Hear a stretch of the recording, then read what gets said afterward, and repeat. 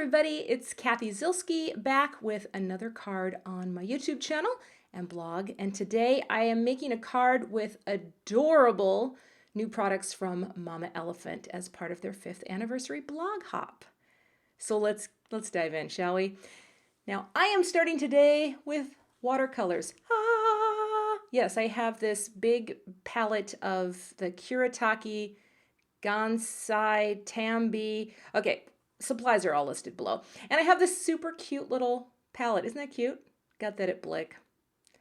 And what I'm going to do is start by painting a background. Now, as I am new to card making, I am even newer to watercolor, but I've watched a lot of card making videos and I got sucked in. I can't lie. Christina Werner, you slay me. You are my design spirit animal.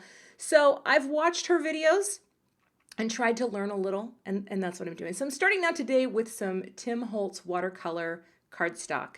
And I wet the thing down, got it all soaking wet, and now I'm laying down one layer of light blue. And it's so light, once I dried it, I'm like, yeah, I can't really see that.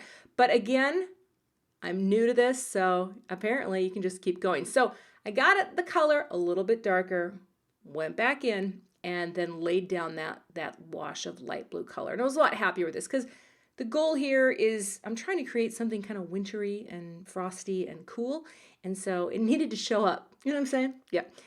So I'm laying that down. And I do dry between every layer because, you know, that's what you're supposed to do, apparently. And it works. So again, I'm getting into this process of watercolor. And the thing that's interesting about it is that I can't recreate anything that I do. So I made another sample, which you'll see in this video.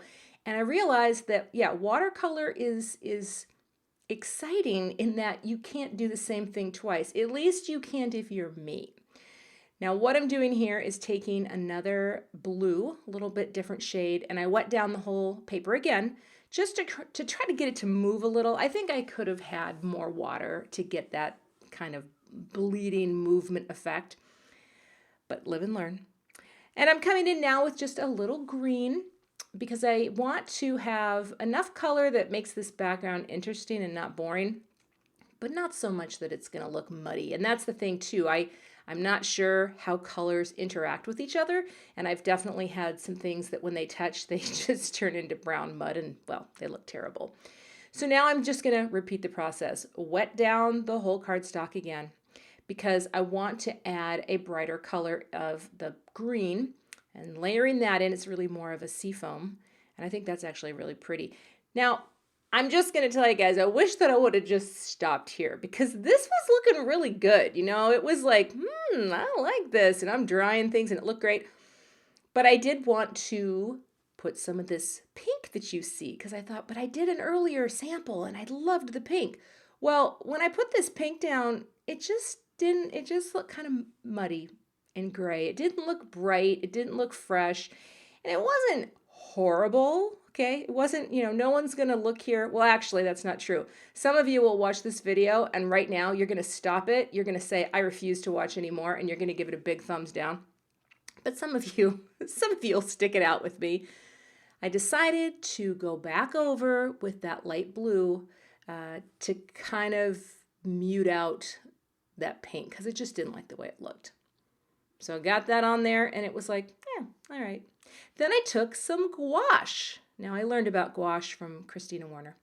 Put some on a little acrylic block and added some water, mixed it together and just started flicking because I wanted the winter scene that you are seeing being created. But I love this flick technique. Never knew it. And honestly, I could flick on everything. I'm the flick master.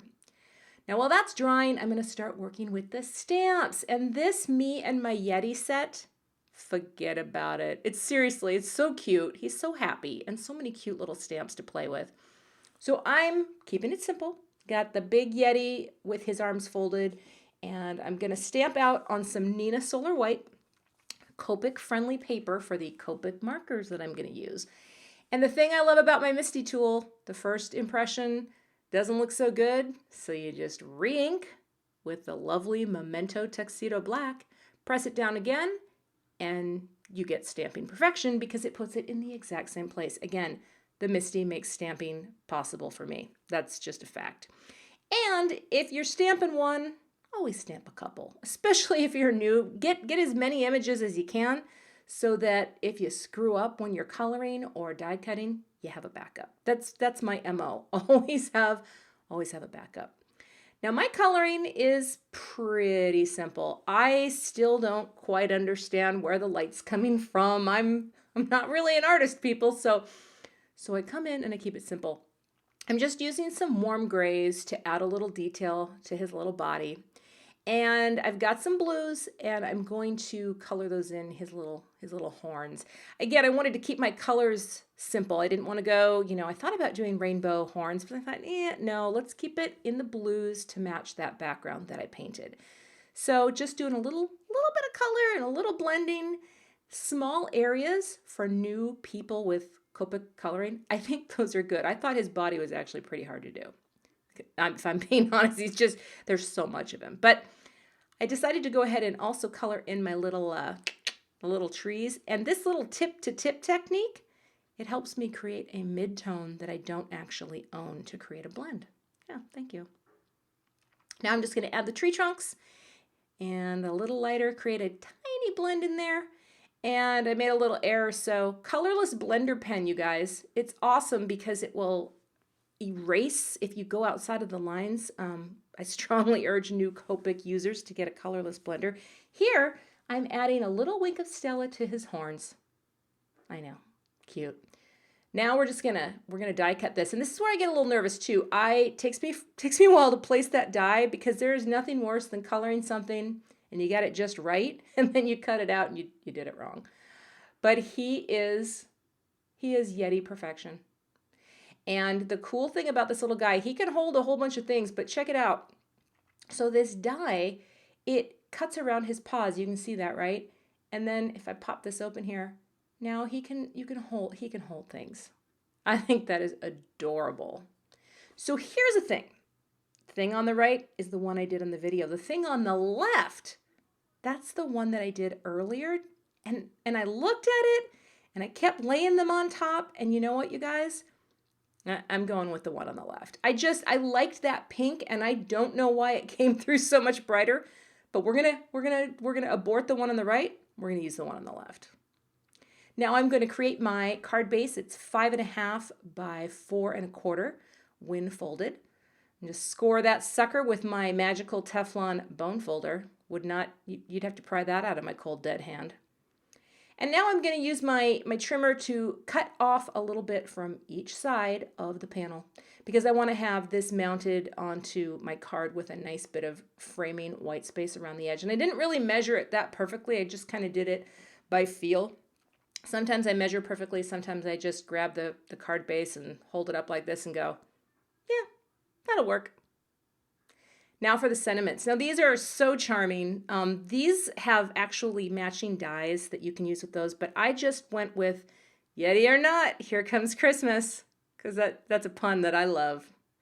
And I'm gonna, again, pull out the MISTI, and I'm using the little grid. It's like a transparency grid from Simon. Just helps me to line things up straight.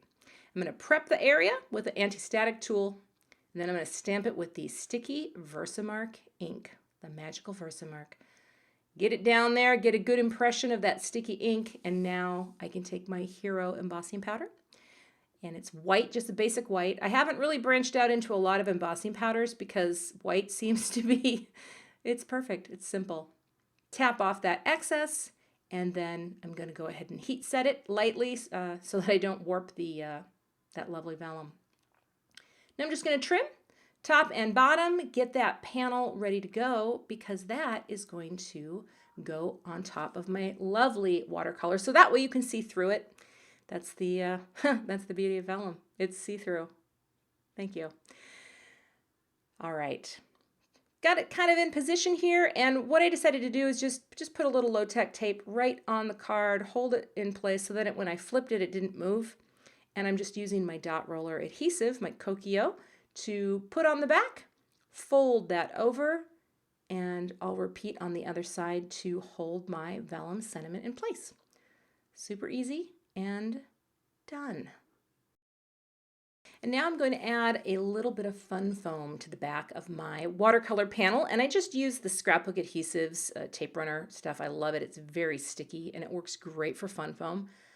Pop that down and now mount that onto my card base. And I tape my card bases closed a lot because if they're popping up, I can't really see what I'm doing. So I like to have control over those things.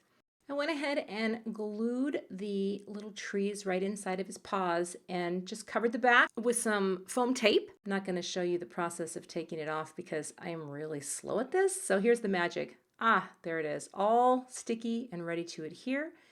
And just line it up over the vellum sentiment right in the center there and press it down. But it's very simple. You know, he's not holding a lot. There's not a lot going on. I think the background kind of makes up for it because there's a lot going on back there. And there you have it. Yeti or not, here comes Christmas. Now, if you excuse me, I have to get that letter to Santa. Mama needs some more Copic markers. Thank you so much for watching today. Please subscribe to my channel and check out more videos in the center. To see more from me, visit my website today. Thanks everyone and have a great day.